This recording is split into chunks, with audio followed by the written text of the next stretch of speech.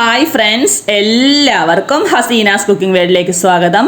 നമുക്കൊന്നൊരു അടിപൊളി കൂന്തൽ ഫ്രൈയിൻ്റെ റെസിപ്പി നോക്കിയിട്ട് വരാം കേട്ടോ. കണവാന്നൊക്കെ പറയില്ലേ അതിനായിട്ട് ഞാനിവിടെ ഒരു 1/2 കിലോ അളവിൽ കൂന്തൽ എടുത്തിട്ടുണ്ട്. ഏകദേശം വലിയ കൂന്തൽ നോക്കിയെടുക്കാം. ഇതിൻ്റെ തലഭാഗം ഇതുപോലെ ഒന്ന് ക്ലീൻ ചെയ്ത് മാറ്റാം.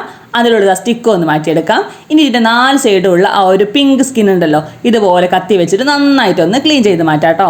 ഇതിൻ്റെ ഉള്ളിലൊക്കെ നല്ലപോലെ വഴുവഴുപ്പുണ്ടാകും. കട്ട് ചെയ്തതിന് ശേഷം നന്നായിട്ടൊന്ന് ക്ലീൻ ചെയ്യണം കേട്ടോ. എല്ലാ തോലും ഇതുപോലെ മാറ്റിയിട്ട് ഞാൻ ഇതൊന്ന് കട്ട് ചെയ്തെടുക്കുന്നുണ്ട്. ഇതിൻ്റെ 2 സൈഡ് ഇതുപോലെ ഒന്ന് കട്ട് ചെയ്ത് മാറ്റാം. ഇനി നമുക്കിതൊരു റൗണ്ട് ഷേപ്പിലൊന്ന് കട്ട് ചെയ്തെടുക്കാം.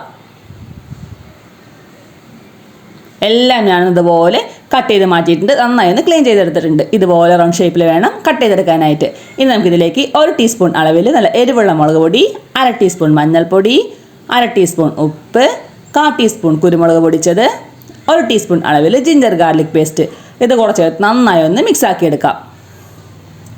നല്ല പേസ്റ്റ് രൂപത്തിലാക്കിയിട്ട് നമുക്കിതിലേക്ക് നമ്മുടെ കൂന്തലൊക്കെ ഇട്ടിട്ട് നന്നായിട്ടൊന്ന് മസാല തേച്ച് ഒരു അരമണിക്കൂർ ഒന്ന് റെസ്റ്റ് ചെയ്യാൻ വെക്കാം. ഏകദേശം അരമണിക്കൂർ എന്തായാലും ഒന്ന് റെസ്റ്റ് ചെയ്യാൻ വെക്കണം കേട്ടോ. ഇനി നമുക്കിത് കുക്കറിലേക്ക് ഇട്ടിട്ട് വെള്ളം ഒന്നും ഒഴിക്കാണ്ട് ഒരു 3 വിസിലിട്ട് നല്ല പോലെ ഒന്ന് വേവിച്ചെടുക്കണം കേട്ടോ.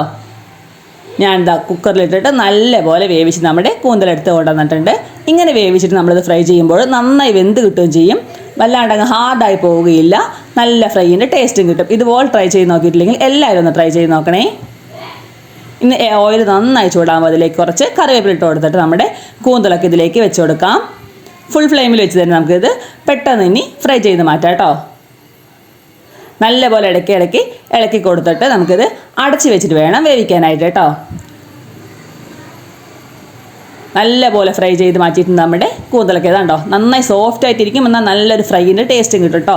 ഇതുപോലെ നിങ്ങൾ ട്രൈ ചെയ്ത് നോക്കിയിട്ടില്ലെങ്കിൽ എല്ലാവരും ഒന്ന് ട്രൈ ചെയ്ത് നോക്കണം കേട്ടോ. നല്ല ഈസി ടേസ്റ്റി റെസിപ്പി അല്ലേ. എല്ലാവരും ഒന്ന് ട്രൈ ചെയ്ത് നോക്കിയിട്ട് നിങ്ങളുടെ കമൻസും ലൈക്കും ഫീഡ്ബാക്കും അറിയിക്കണേ.